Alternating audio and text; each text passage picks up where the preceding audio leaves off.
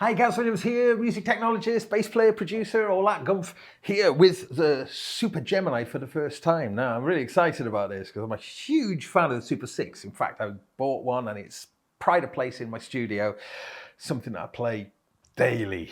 So I was really keen. This is the first time I've actually seen it. I didn't make it to Super Booth this year, so I'm actually this is literally the first time I've actually seen it up close. Things that I'm really excited about is poly aftertouch. I wish that was on the Super 6, but it's not. So this is I think makes a lot of sense, especially with the dual layer, and this touch strip as well is also an exciting thing. But yeah, it's what's really dead apparent to me is that it's presenting so much potential at me. That is exciting because the Super 6 takes you on these journeys. Every time you sit with the Super 6, then you go off on a journey, and that's exactly what I love. I know George was quite specific about going down the no display route, and we see that on this as well, no display, which, controversial point, but personally, I love that. I think it's really good. That lack of abstraction in that this thing of what you see is this explorable panel without tons of sort of hidden features. Hello. Hey.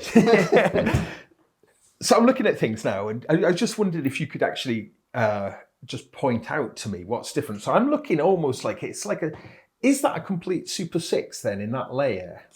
Pretty much. Yeah. I mean, pretty much. The analog is slightly different for this instrument. Just wanting to change things a bit. It's not better or worse. It's just slightly different. But it means we still got an independent filter on each voice. Yeah, absolutely. You've got analog filter, an analog mixer, and analog VCAs, etc. But very much the same thing. So the same character, certainly the similar control layout. Yeah. But with a few extra controls because we've basically got a bit more space, haven't we? One of the things I really like... I missed out the cup holder. Yeah. One of the things I really like with the Super 6 is the fact that the oscillators, although you've got the same kind of oscillators on the two, but they're actually different, aren't they? You've got on the Super 6, you have the... Yeah, they're different. They're different designs of oscillator. Absolutely. Yeah. So, do we have then? Are these identical pairs then? Yeah. So both layers are basically the same. Okay, that's cool. So yeah, and inside you've actually got 2 whole channels of analog, 2 whole channels of effects. Yeah. They are really 2. Yeah, Gemini's the twins. You've actually got whole twin engines basically. There are no limitations in sort of duophonic or dual modes, if that means. It's like when you add them together, you don't somehow get less. Yeah, okay. If that makes sense. Okay, so this idea then with the 2 layers, we can create splits and we can layer the 2 layers and sort of absolutely. Upper and lower. Yeah. Oh, and then we've got our manual. Yeah. So you can just pick up the controls exactly where they are. And crucially, I guess the difference between the Super 6 is your aftertouch here. Yeah. I don't know what noise we're making. So we've got poly aftertouch. This is just a single sort of, I think, is what we're listening to.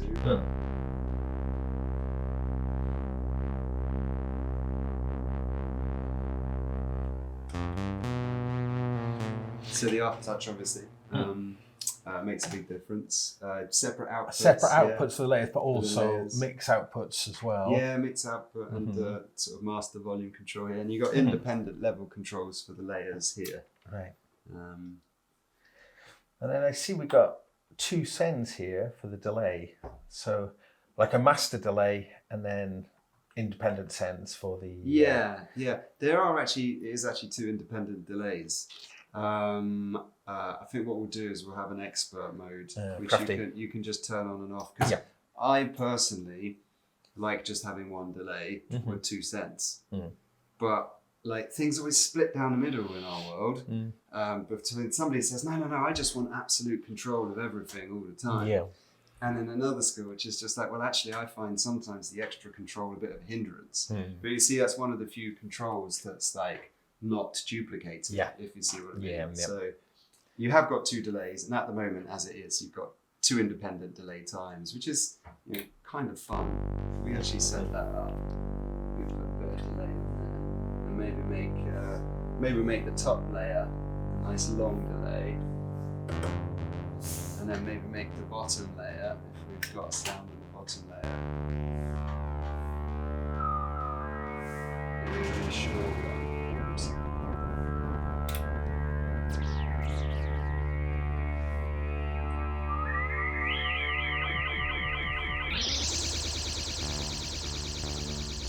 You can get some interesting soundtracky type effects. Yeah, lovely. So I'm seeing.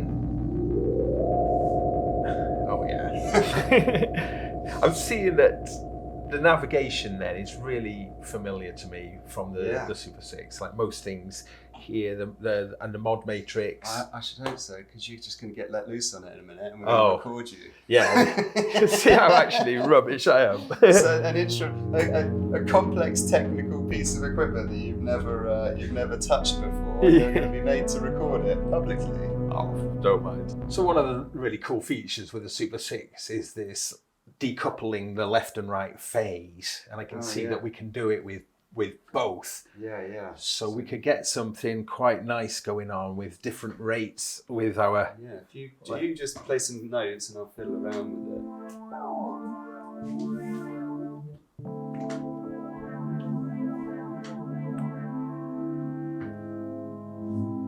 Bear in mind that we've just started with the init patch.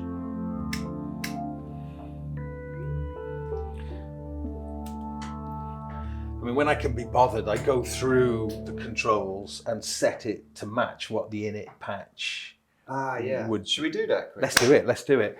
So I'm guessing we go organ. Just literally pull everything down to the bottom. I literally just take all my fingers like that. Yeah. Everything goes to the bottom. Everything to the bottom. Everything. Yeah.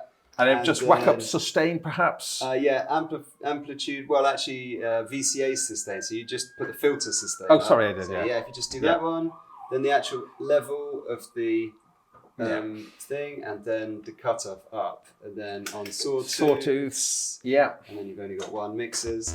Yep. And we can test that. If we hit manual, it should be exactly the same. Yeah.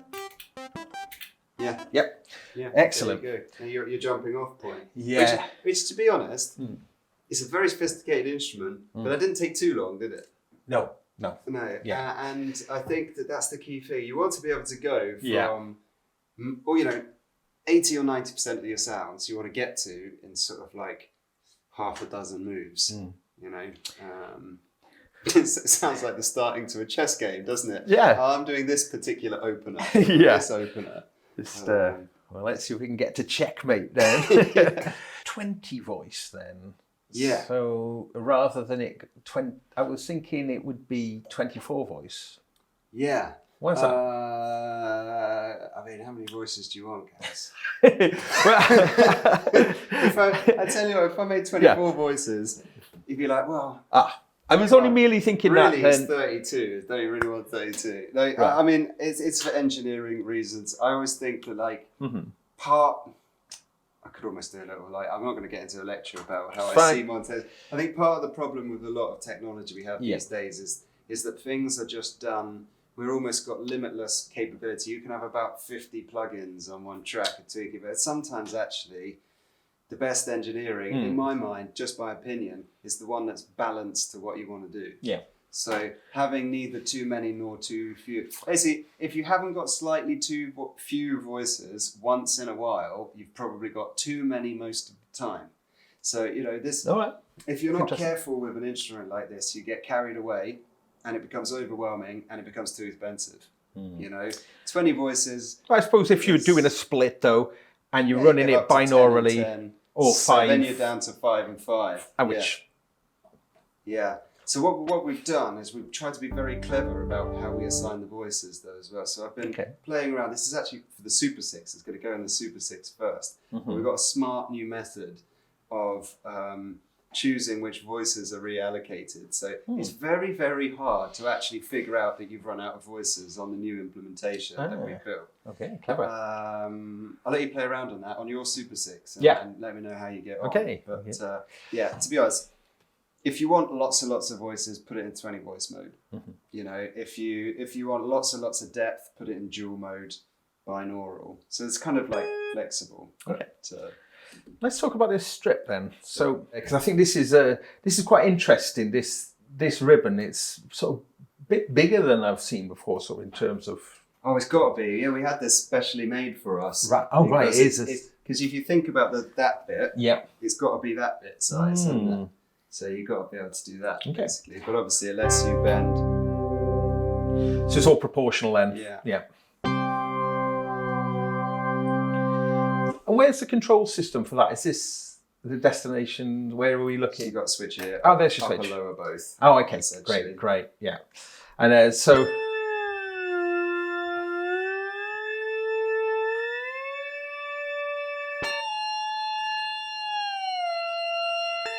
Okay, because I'm late. I've got the layer going on.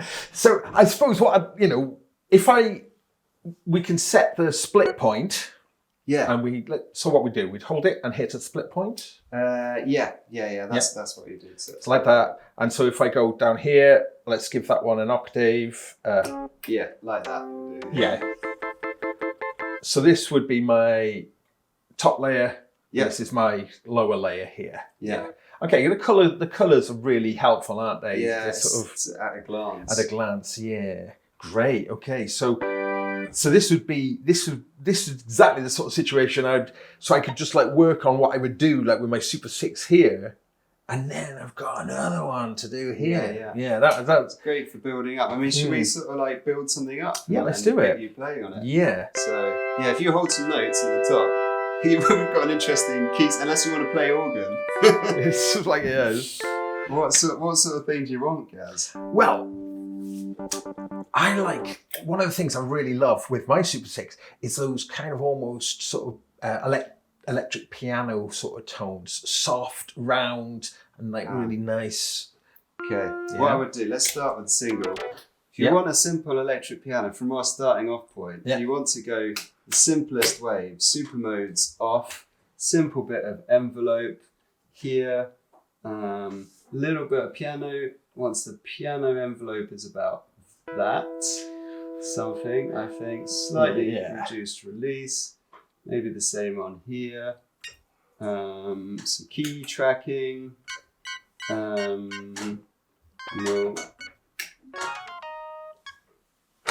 portamento. Just a tiny bit of delay.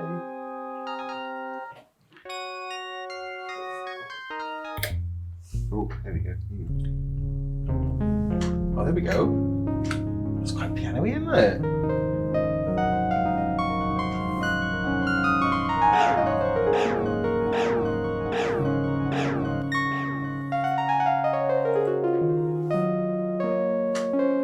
So then we reminds me of an RMI electro piano Genesis used to use in the 70s. Then I would add a bit of noise if we're doing E piano, because they were always noisy. Have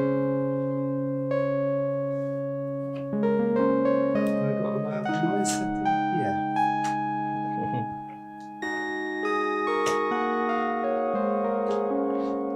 And does the sustain pedal then work across both layers, or do you have two sustains for the layers?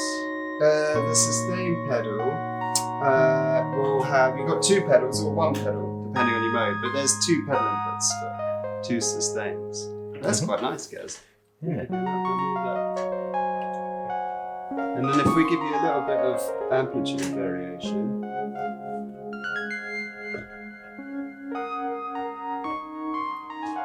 and then phase that.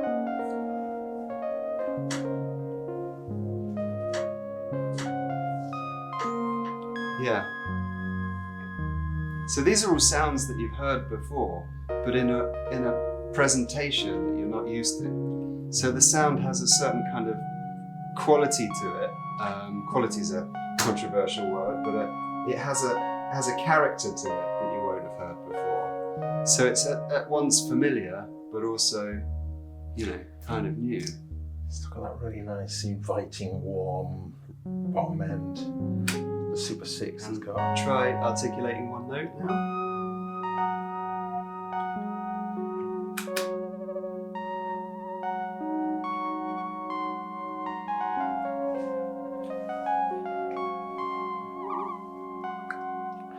So when you're running it split and with poly aftertouch,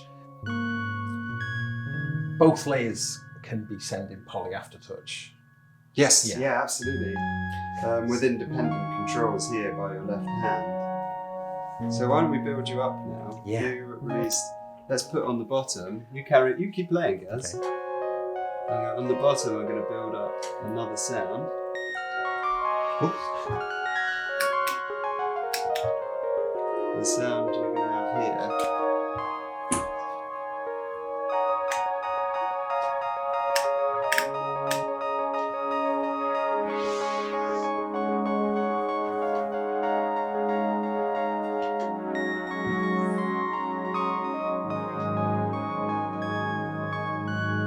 So what I would like then is, I'd like to be able to have like this like stringier, and I'd like that to sustain with the sustain pedal, and then I'd like this not to sustain with the sustain pedal. Yeah, you can absolutely do that. I think we've only got the sustain pedal plugged in one side, but yes, you'll be able to do that. What I quite like to do is, if I set the release, the attack's quite slow.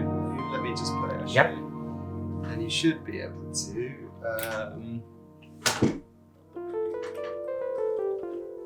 Draw you up.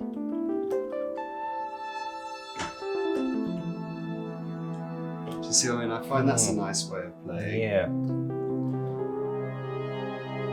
So should we get some of that sort of binaural spread on the go as well?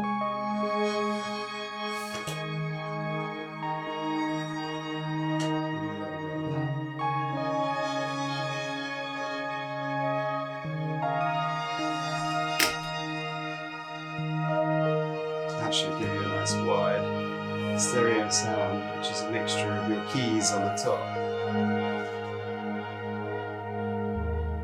I take off some of the bottom end of the strings.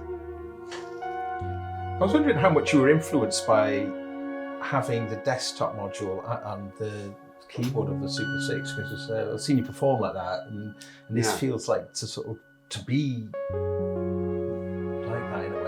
Was that an influence in the design of this? Absolutely, yeah. Well, it's just so nice having the two together, and the binaural synth engine and the sort of stereo oscillator core and its channels mean that the two sounds mesh very well together without fighting each other. Whereas if you had a kind of straightforward mono signal path without that movement, it would be more difficult to do. Because they're always moving, so they're not so getting on top of each your other. brain can pick them out. I think it's best we just let you do a little performance now, Gaz. We've set you up on a sound, now it's all yours.